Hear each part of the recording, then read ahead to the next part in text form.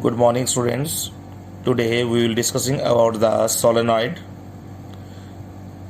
Find the expression for magnetic field inside a solenoid. Okay.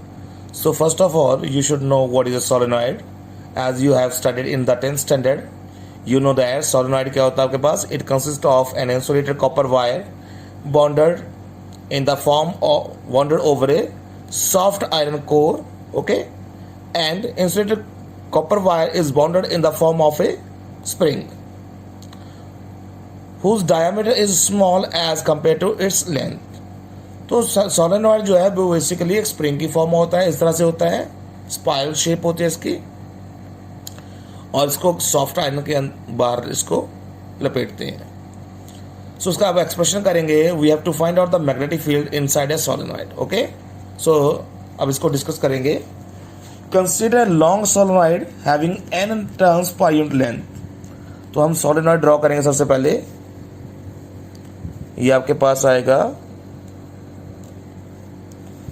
Let us suppose that this is a solenoid.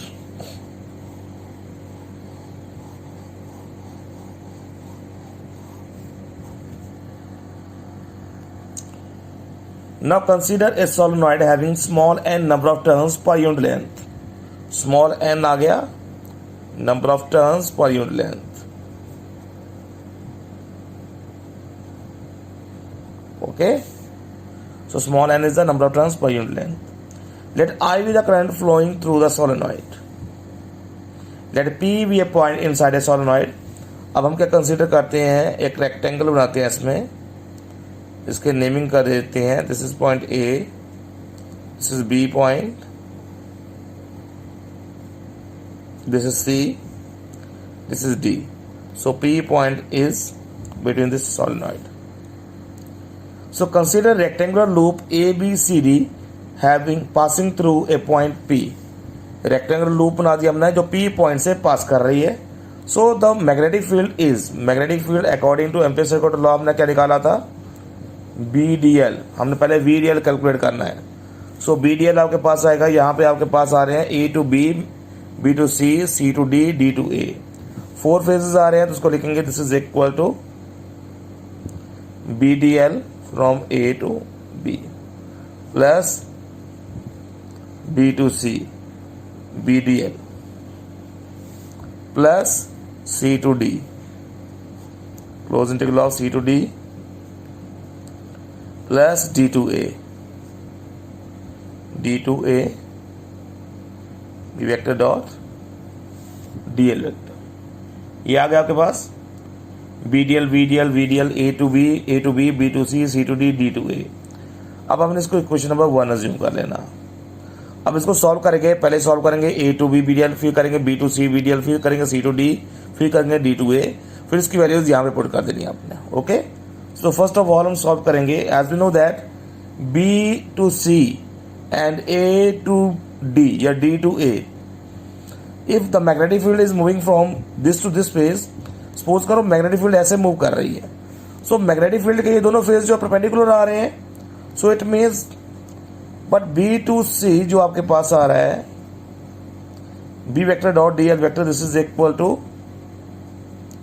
BDL cos of 90 degree, because ये जो component आ रहा है magnetic field के perpendicular बना रहा है. So this is equal to cos 90 की value 0 आती है. सिमिलरली दूसरा कंपोनेंट आपके पास आ रहा है D to A, D to A जो आएगा this is equal to again equal to 0. 0 क्यों आएगा ये, because it also makes an angle of 90 degree. ये कंपोनेंट भी मैग्नेटिक फील्ड के साथ जो है वो 90 डिग्री बना रहा है. ओके, सो ये भी आपके पास 0 आएगी मैग्नेटिक फील्ड. तीसरा कंपोनेंट आता है C to D. इसको सॉल्व करेंगे. But C to D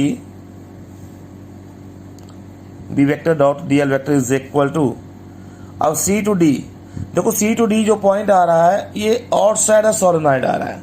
so outside है सोलेनॉइड क्या आएगा, मैग्नेटिक फील्ड 0 आएगी. So outside the solenoid B is equal to 0.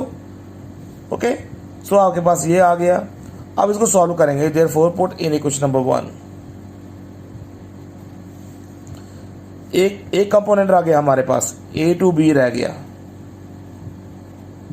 इसमें आ रहा है ए टू बी, पी पॉइंट इसके बीच में आ रहा है, तो मैग्नेटिक फील्ड की और करंट एलिमेंट की डायरेक्शन सेम है, तो उसको लिखते हैं B D L, same direction होगी तो क्या लिखेंगे, this is equal to B D L cos of 0 degree, this is equal to B D L only. So put all the values in equation number 1. We have v vector dot dl vector is equal to, देखो a to b की value आपके पास आ रही है, this आपके पास आ रही है b dl only plus 0 plus 0 plus 0, ये values आपके पास आ गई. अब इसको करेंगे b vector dot D L vector, this is equal to b taking out side, तो यहाँ बचेगा integral of D L, so this is equal to b vector dot dl vector is equal to b into integration of dl means this is equal to l. This is the equation number 2. Okay, so according to Ampere's circuital law, Ampere's circuital law क्या आएगा यहाँ पे, close integral of b vector dot dl vector is equal to किसके इक्वल होता था, mu naught into total current in ABCD. So this will be equal to mu naught into total current किसके ऊपर डिपेंड करेगा, वो डिपेंड करेगा number of turns into current, number of turns into I. So mu naught into number of turns कितनी है, बहुत ही number of turns per unit length हमने n माना हुआ है और लेंथ इसकी कितनी है, this is the small l, उसको लिखेंगे n इंटू एल, पूरी वायर के ऊपर यहाँ से लेकर यहाँ तक कितनी लेंथ है, l है, तो n into L into I. This is the equation number 3. अब दोनों इक्वेशन को कंपेयर करेंगे from equation 2 and 3. 2 and 3 equation से आपके पास आएगा B L is equal to mu naught N L into I. Okay, so L से L cancel हो जाएगा, so we have B is equal to mu naught into N I. As we know that n क्या था आपके पास, number of turns per unit length है, so we can write it as mu naught into n I over L. So this is the magnetic field. So as we know that magnetic field inside a solenoid can be increased by inserting the magnetic material like iron rod. इसको हम इसकी properties हम बढ़ा सकते हैं, अगर यहाँ पे कोई आयरन रॉड रख दें इसकी परमेबिलिटी जो है म्यू होगी. If mu is a permeability, so we can write it as, जो न्यू मैग्नेटिक फील्ड बनेगी वो बनेगी mu into N I upon L. अब म्यू किसके इक्वल होता है, mu R into mu naught N I over L. वैसे तो आपने यही तक करना टॉपिक, आगे भी पूछ सकते हैं, अगर परमेबिलिटी आपके पास जी हो तो आपके पास ये रिजल्ट आएगा. Okay, so our next topic is what is a toroid, write an expression for magnetic field in a toroid. So toroid जो है it is same as that of solenoid. It is a hollow circular ring of finite thickness on which the large number of turns of insulated copper wire are closely bound. तो solenoid की तरह होता है, इसको बोलते हैं हम endless solenoid, circular ring की फॉर्म होता है. Consider toroid having n number of turns per unit length, let I is the current flowing to the toroid, then magnetic field lines are in the form of concentric rings. Okay, अब इसको हम diagram के according इसको diagram से इसको explain करेंगे. तो उसने बोला consider toroid having n number of turns. तो टोरॉइड हमने कैसे बनाना है, इस तरह से टोरॉइड बनेगा, सर्कुलर रिंग की फॉर्म में बनाते जाना, इसको लास्ट में ऐसे ले आना. अगर इसमें आई करंट फ्लो कर रहा है तो यहाँ से आई करंट निकलेगा, तो जो उसकी मैग्नेटिक फील्ड बनेगी वो बनेगी रिंग्स की फॉर्म में, ऐसे मैग्नेटिक फील्ड बनेगी. Okay, so let I be the current flowing through the toroid, then the magnetic field lines are in the form of concentric rings. Ring की फॉर्म में magnetic field इसकी बनेगी. तो क्या करेंगे इसमें, अब इसका जो सर्कल लेते हैं, concentric circle of radius small r, इसकी रेडियस ले ली हमने small r. So the magnetic field B is given by कितना आएगा, magnetic field according to Ampere's circular law, B vector dot D L vector is equal to B integration of D L. ठीक है, हमने इसको shortcut में लिख दिया. वैसे बी और डी एल के बीच में एंगल 0 डिग्री बनेगा.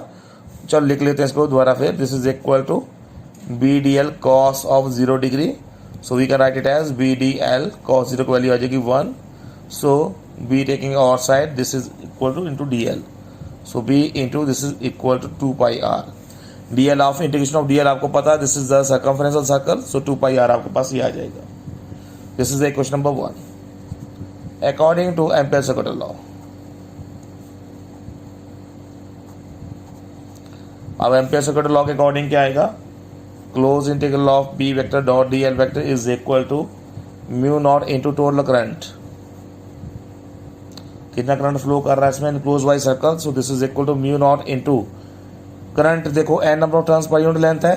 पहले हमने सोलेनॉइड में n इंटू एल लिखा था, अब लिखेंगे n into 2 pi R into I. Okay, तो पूरे रिंग में कितना करंट जा रहा है वो n इंटू 2 पाई आर आ जाएगा. सो this is equation number 2 from equation number 1 and 2. दोनों को कंपेयर करेंगे तो लेफ्ट साइड इक्वल आ रही है, अब राइट साइड भी इक्वल आएगी. b into 2 pi R is equal to mu naught n into 2 pi R into I. So 2 pi R से 2 पाई आर कैंसिल हो जाएगा. b is equal to mu naught into N I. So student, this is all about the toroid. Okay, so next topic we will discuss in the next lecture. Thank you very much.